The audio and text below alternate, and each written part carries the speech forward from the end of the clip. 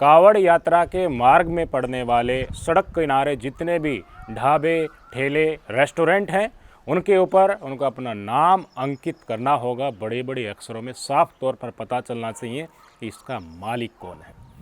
बड़ी संख्या में आवाज़ उठी। असदुद्दीन ओवैसी साहब ने बोला, अखिलेश यादव ने बोला, मायावती जी ने बोला, केसी त्यागी जेडीयू पार्टी ने बोला। मुजफ्फरनगर पुलिस का स्टेटमेंट आया, आपकी स्क्रीन पर देख लीजिए कि देखिए जो ये आदेश दिया गया है ये स्वैच्छिक है, आप लगा सकते हैं, आप नहीं लगाएंगे तो भी कोई बात नहीं है। लेकिन आज उत्तर प्रदेश सरकार की तरफ से आधिकारिक स्टेटमेंट आता है और बता दिया जाता है कि अकेले मुजफ्फरनगर ही नहीं, उत्तर प्रदेश में जिन जिन क्षेत्रों से, जनपदों से कावड़ यात्रा गुजरने वाली है, सबके ऊपर ये कानून, ये आर्डर लागू होगा। और इससे भी कहीं आगे बढ़कर उत्तराखंड की भाजपा सरकार ने इस काम को अंजाम दे दिया है। यशवीर जी महाराज ने इस मुद्दे के ऊपर पहल की थी, आपकी स्क्रीन पर देख लीजिए। वो उत्तराखंड पहुंचे रुड़की में और वहां से उन्होंने पत्रकारों को संबोधित किया और उत्तराखंड की बीजेपी सरकार से गुहार लगाई कि हरिद्वार और उत्तराखंड के जिन इलाकों से कावड़ यात्रा गुजरेगी वहां पर भी होटल और ढाबे वालों का नाम अंकित होना चाहिए। तो था क्या, आ गया स्टेटमेंट उत्तराखंड सरकार की तरफ से भी, वहाँ की पुलिस की तरफ से भी कि हाँ, उत्तराखंड में जहाँ से कावड़ यात्रा गुजरेगी वहीं पर भी नाम अंकित करने होंगे, बड़े बड़े अक्षरों में डिस्प्ले कराना होगा। रुड़की पहुंचने का हमारा ये कारण है कि हरिद्वार के अंदर कुछ ऐसे होटल ढाबे हैं भारी संख्या में कि जो हमारे देवी देवताओं के नाम से, महापुरुषों के नाम से है, लेकिन उनके संचालक जो हैं वो मुस्लिम लोग हैं। तो जैसे मीडिया के माध्यम से आता रहता है कि ये हिंदुओं के भोजन में थूकने का, मूत्र करने का, गोमांस डालने का ये लोग करते रहते हैं धर्म भ्रष्ट करने के लिए। तो इनके होटल ढाबों पर यदि कोई भोजन करेगा तो वहाँ धर्म भ्रष्ट हो सकता है धर्म भ्रष्ट भाई खाएंगे। तो हमने विचार किया है कि भाई वहाँ पर पहचान होनी चाहिए। ये अपने होटल ढाबों के जो नाम रखते हैं हमारे देवी देवताओं, महापुरुषों के नाम पर वे न रखें, ये अपने नाम पर रखें। और प्रत्येक होटल ढाबे के ऊपर, चाहे वो किसी का भी हो, मोटे अक्षरों में होटल ढाबे या चाय की, मिठाई की दुकान हो, उनके संचालक का नाम होना चाहिए। चाहे फलों की दुकान हो, जूस की दुकान हो, उस पर संचालक का नाम होना चाहिए। कावड़ यात्रा से पहले भी होना चाहिए और सदा सदा के लिए होना चाहिए, क्योंकि हरिद्वार तीर्थ नगरी है। यहाँ 12 महीने तीर्थ यात्री आते हैं, देश के भी और विदेश के भी। तो उनको कोई ऐसी परेशानी न हो, गलत आहार करके वो उनका धर्म भ्रष्ट न हो। हरिद्वार प्रशासन से अभी वार्ता नहीं हुई है, लेकिन हमारा निवेदन है उनसे कि यदि वो इस तरह नहीं करते तो फिर हिंदू समाज को आगे आना पड़ेगा और आंदोलन का मार्ग अपनाना पड़ेगा। क्योंकि हम इस तरह का अब ये दूसरे संप्रदाय के द्वारा चलाया गया ये फूड जिहाद है, इस फूड जिहाद को चलने नहीं देंगे।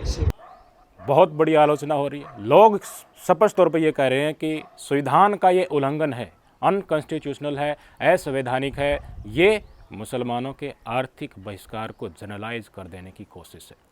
केसी त्यागी जी ने स्टेटमेंट जो कल दिया था वो मैंने आपको सुनाया। आज उनका एक और स्टेटमेंट आ गया है, मायावती जी का ट्वीट आ गया है, प्रियंका गांधी का ट्वीट आ गया है, जो सहयोगी हैं भाजपा के, जिनमें आरएलडी शामिल है और पासवान साहब शामिल है, उनका भी स्टेटमेंट आ गया। इन सब ने योगी सरकार के इस फैसले की आलोचना की है और पुनर्विचार करने के लिए कहा है। सबसे पहले तो केसी त्यागी जी का स्टेटमेंट सुना देता हूं, उसके बाद भाजपा के नेता भी, वरिष्ठ नेता भी योगी सरकार के खिलाफत में हो गए हैं, उसके आदेश की अवहेलना करने के लिए हिम्मत उठा रहे हैं, वो भी दिखाऊंगा। पहले केसी त्यागी जी ने कहा है कि झारखंड और बिहार में तो यूपी के कंपैरिजन में बड़ी मात्रा में और बड़ी संख्या में कावड़ यात्रा निकलती, यहाँ पर ऐसा कोई कानून नहीं है, उनको पुनर्विचार करना चाहिए। नहीं, इससे बड़ी कावड़ यात्रा बिहार में निकलती है, वहाँ इस तरह का कोई आदेश नहीं है। और फिर प्रधानमंत्री जी की जो व्याख्या है भारतीय समाज के बारे में, एनडीए के बारे में, सबका साथ, सबका विकास और सबका विश्वास, ये लगाए गए प्रतिबंध इस नियम के विरुद्ध है। कुछ ऐसा ही स्टेटमेंट और ऐसा ही वक्तव्य जयंत चौधरी की पार्टी आरएलडी की तरफ से आ गया है। उनके नेताओं ने भी कह दिया है कि देखिए ये गैर कानूनी है, असंवैधानिक है, ये भेदभाव पैदा करेगा, हम इसके साथ नहीं है। लेकिन योगी सरकार ने आदेश पारित कर दिया तो कर दिया। मायावती जी का ट्वीट आ गया है। भारतीय जनता पार्टी के नेता का ट्वीट दिखाता हूँ, आपकी स्क्रीन पर देख लीजिए। मुख्तार अब्बास नकवी ने क्या कहा, कुछ अति उत्साही अधिकारियों के आदेश हड़बड़ी में गड़बड़ी वाली अस्पष्टता की बीमारी को बढ़ावा दे सकते हैं। आस्था का सम्मान होना ही चाहिए, पर अस्पष्टता का संरक्षण नहीं होना चाहिए। जन्म जात मत पूछिए का जात रूपात, रैदास पूत सब प्रभु के, कोई नहीं जात को जात। ट्विटर पर लिखकर इन्होंने बता दिया कि अस्पष्टता हो रही है और इल्ज़ाम उत्तर प्रदेश पुलिस के अधिकारियों के ऊपर लगा है। लेकिन अब उत्तर प्रदेश सरकार की तरफ से स्टेटमेंट आया गया। अब कहाँ जाएंगे, अब कहाँ जाएंगे? पहले कहाँ गए थे? इतना ही नहीं, चिराग पासवान जी का भी ट्वीट आ गया आपकी स्क्रीन पर। क्या कहा, जहाँ पर भी जात और धर्म के नाम पर डिवाइड होता है, विभाजन होता है, मैं पूरी तरीके से इसके साथ नहीं हूँ, इसके विरोध में हूँ। बताइए, इनके स्वयं के नेता कह रहे हैं, इनके सहयोगी कह रहे हैं और प्रियंका गांधी ने भी जमकर हमला बोला है। उनका ट्वीट आपकी स्क्रीन पर दिखा देता हूँ, उसके बाद दिखाऊंगा कि मोदी सरकार की कोई भी गलत नीतियाँ जब समाज में इम्प्लीमेंट होती हैं, जिन्होंने नहीं मांगा उनके ऊपर थोपी जाती हैं, समाज को विभाजन करने वाली होती हैं, उसको भी ठीक ठहराने के लिए जो धर्म के ठेकेदार नफरती चिंतू और गोदी मीडिया वाले टूट पड़ते हैं ना, उनका रवैया जानोगे तो आपकी आत्मा में दुख पहुंचेगा। सबसे पहले प्रियंका गांधी का ट्वीट देख लीजिए। क्या लिखा, हमारा संविधान हर नागरिक को गारंटी देता है कि उसके साथ जाति, धर्म, भाषा और किसी अन्य आधार पर भेदभाव नहीं होगा। उत्तर प्रदेश में ठेलों, खोमचों और दुकानों पर उनके मालिकों के नाम का बोर्ड लगाने का विभाजनकारी आदेश हमारे संविधान, हमारे लोकतंत्र और हमारी साझी विरासत पर हमला है। समाज में जाति और धर्म के आधार पर विभाजन पैदा करना संविधान के खिलाफ है। यह आदेश तुरंत वापस लिया जाना चाहिए और जिन अधिकारियों ने इसे जारी किया है उन पर सख्त कार्रवाई होनी चाहिए। प्रियंका गांधी ने तो बता दिया, कांग्रेस पार्टी ने दिखा दिया, समाजवादी पार्टी ने, बीएसपी ने दिखा दिया, अलीज जो हैं, पासवान साहब हैं, आरएलडी हैं, जेडीयू है, इन सब का स्टेटमेंट आ गया। लेकिन योगी टस से मस होने के लिए तैयार नहीं। उत्तराखंड की बीजेपी सरकार भी इसी प्रकरण में काम कर रही है। लोकसभा चुनाव के नतीजों के बाद भाजपा कार्यकर्ताओं से विचार लिए जा रहे हैं और केंद्रीय कमान में जा रहे हैं, उनसे यही कह रहे हैं बार बार मोदी सरकार को कि जितने राज्यों में विधानसभा चुनाव हो रहे हैं उनमें मैनिफेस्टो में कृपया करके तुष्टीकरण वाली कोई नीति आप लागू मत कीजिएगा। चेताया जा रहा है कि राम मंदिर के नाम पर और वोट आपको आस्था के साथ खिलवाड़ करके नहीं मिल सकती, इसलिए विकास के मुद्दे के ऊपर आइए। लेकिन अलग दिशा में योगी आदित्यनाथ चल रहे हैं, उत्तराखंड सरकार चल रही है, इसके क्या मायने हो सकते हैं? संघ के साथ क्या योगी जी ने हाथ मिला लिया है? क्या संघ फिर से चाहता है कि धर्म के कार्ड के नाम पर तुष्टीकरण करने की और ज़्यादा ज़रूरत है? क्या आला कमान से खिलाफत स्पष्ट तौर पर योगी आदित्यनाथ ने कर दी है और अपनी असल विचारधारा को समाज में इम्प्लीमेंट करके दिखा रहे हैं कि हम तो इसी नीति के ऊपर कामयाब रहेंगे, इसी के ऊपर हम सरकार बनाए थे और इसी के चलते आगामी विधानसभा में हम ऐसे ही जनता की विभाजनकारी नीतियों के सहत आगे बढ़ेंगे। ये तो योगी आदित्यनाथ जी का रवैया था, उत्तराखंड सरकार का रवैया था, जसवीर महाराज का और डिफरेंट पार्टीज़ का रवैया था। इस देश में आज इस मुद्दे के ऊपर जो लोकतंत्र के चारों अंग हैं उनकी भूमिका देखना बड़ा महत्वपूर्ण हो जाता है। विधायिका और कार्यपालिका इस कानून को सख्ती से इम्प्लीमेंट कराने में लग गई है, नाम लिखवाने में लग गई हैं, चालान भी काटे जा रहे हैं जिन्होंने नाम नहीं लिखा है, दबाव भी बनाया जा रहा है। मुस्लिम समुदाय के व्यक्तियों को होटल ढाबे वाले मजबूरी में उनको निकालना पड़ रहा है, रोजी रोटी का सवाल है। ये दुख सहने के बाद भी ये चीज़ें भेदभाव वाली, अस्पष्टता वाली, आर्थिक बहिष्कार वाली सीधे तौर पर दिख रही हैं।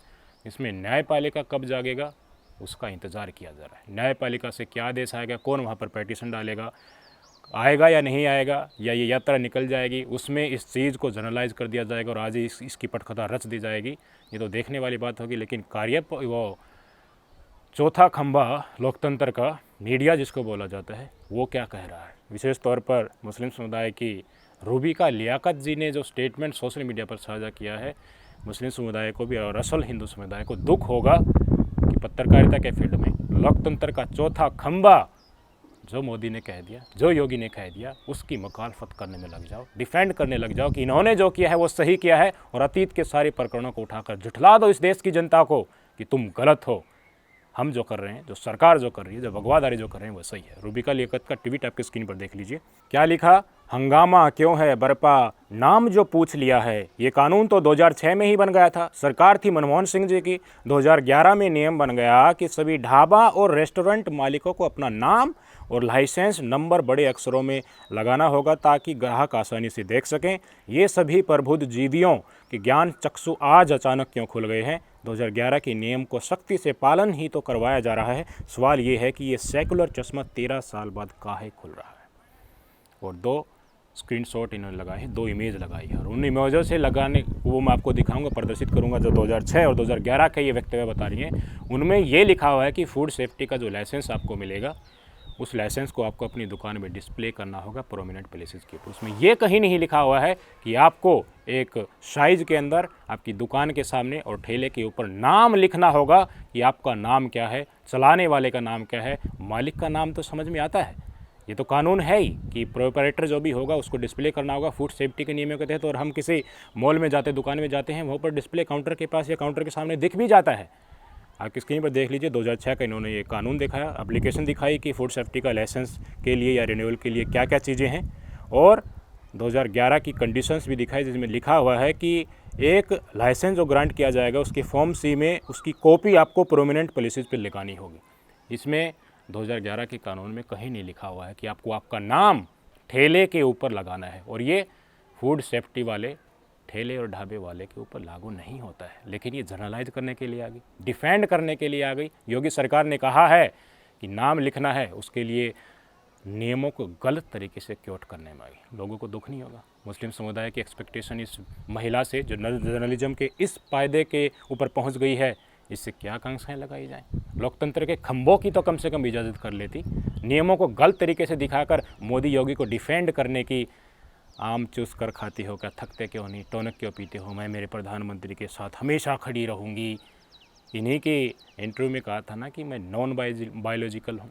तो नॉन बायोलॉजिकल को डिफेंड करने के लिए देखिए इनको बायोलॉजिकल चीज़ों की डॉक्यूमेंट की सहायता लेनी पड़ रही है और वो भी गलत तरीके से दिखाया जा रहा है। अतीत में इनका क्या चेहरा रहेगा। और कुछ नफरतबाज अतीत की पुरानी वीडियो को उठाकर दिखा रहे हैं कि देखिए मुस्लिम समुदाय के व्यक्तियों को नाम लिखने के लिए इसलिए कहा जा रहा है क्योंकि ये थूक जिहाद फैलाते हैं, उनमें यूरिन मिलाते हैं। गलत मिल भी जाएंगे लोग आपको, हर समुदाय में गलत होते हैं, लेकिन पूरा मुसलमान थूक जिहाद चला रहा है। हिंदुओं की कौड़ खंडित करने के लिए वो कोशिशें कर रहे हैं। वो हिंदू धर्म को दबाकर यहाँ पर शरिया कानून गजवा हिंद बनाने की कोशिश कर रहे हैं। ये दिखाने की कोशिश कब तक करते रहोगे। चीज़ें साफ हैं, स्पष्ट तौर पर हैं। इनको डिफेंड करने के लिए नफरतबाज और गोदी मीडिया लगी हुई है, लेकिन जनता, आम असल हिंदू, असल बासिंदे इस देश के हैं, असल मुसलमान जो हैं, वो चाहते हैं कि हम भाईचारे के साथ रहें, लेकिन रहने नहीं दिया जा रहा।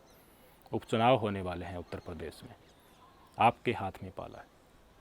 नफरत की इस राजनीति को और इस अस्पष्टता के रूप में सामने आ रही है, इसको आपको परमानेंट करना है, अपनों को लड़ाना है, मुद्दों से दूर रहना है, तो इन्हीं को वोट दीजिएगा। अगर आपको इनका खात्मा करना है तो इनको वोट की चोट डालकर दिखाना ही होगा कि हम अमन और चैन और भाईचारे के साथ रहना चाहते हैं। मैं लिस्ट पढ़ने लग जाऊंगा, कई घंटे लग जाएंगे। मुस्लिम समुदाय के लोगों ने स्वतंत्रता आंदोलन से लेकर आज तक हमारी भारत माता की लड़ाई में अपना लहू बहाया है।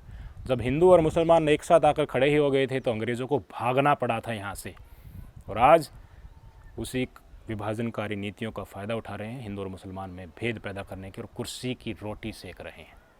अब हिंदू और मुसलमान एकजुट हो जाओ, काले अंग्रेज़ आपको बिल में घुसते हुए दिखेंगे और ये समय की ज़रूरत भी है। आज नहीं उठे, आज आपने अपने लोकतांत्रिक हक का इस्तेमाल मुस्लिम समुदाय के प्रति हो रही इस गलत नीतियों का नहीं किया, तो ये मान लेंगे कि आपको नफ़रत ही चाहिए। इसलिए समय रहते इस देश को आपको नफ़रत से बचाना है, अपने भाईचारे को बनाए रखना है और मुद्दों के ऊपर राजनीति करनी है। बेरोज़गारी से निजात पाना है, महंगाई से निजात पाना है, बस यही चाहना और यही इच्छा होनी चाहिए। हमें भी दूसरे देशों की तरह समृद्ध बनना है, हमें विकसित राष्ट्र बनना है, बड़ी अर्थव्यवस्था बनना है, लेकिन अपनों को दबा कर नहीं, अपनों के ऊपर जुल्म करके नहीं।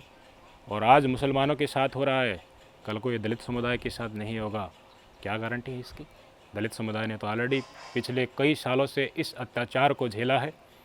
मुझे बता दीजिए, कुछ लोगों के दिमाग और दिल में आज भी कुंठा है ना कि देखिए हम पवित्र हैं, हम विशेष जाति से हैं, हम तो दलित समुदाय के नज़दीक भी नहीं फटकेंगे, उनके ढाबे पर भी नहीं जाएंगे। वो मैले होते हैं, वो गंदे होते हैं, उनके बर्तन टच किए हुए हैं, उनमें हम खाना नहीं खाएंगे। ये मानसिकता होती है, नहीं होता है। तो ये कानून क्या अकेले मुसलमानों के लिए लेकर आया गया है? जिनके अंदर ये घृणा पल रही है वो ये नहीं देखेंगे कि नाम के पीछे सरनेम क्या लिखा हुआ है। योगी जी कर दीजिए ना ऐलान, अकेला नाम ही क्यों लिखवा रहे हैं? पूरा नाम लिखवाइए और नाम के पीछे सरनेम भी लिखवाने का आदेश दे दीजिए, ताकि पता चल जाए कि ये मिश्रा है, ये तिवारी है, ये जाटो है। पता तो चले कि ओबीसी है, एससी है, एसटी है या सवर्ण समुदाय से है। आपके पवित्र धर्म को संरक्षित ब्रह्मवाद के चलते हुए जो पटकथा और जुल्म विशेष समुदाय के साथ साथ दलितों के ऊपर होता है, उसका पता तो चले, आपकी मनसा तो सामने निकल कर आए।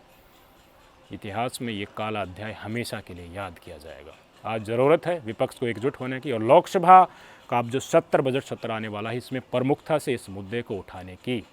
अगर नहीं उठाया, अगर नहीं जागे, तो भाई साहब बहुत पीछे चले जाएंगे।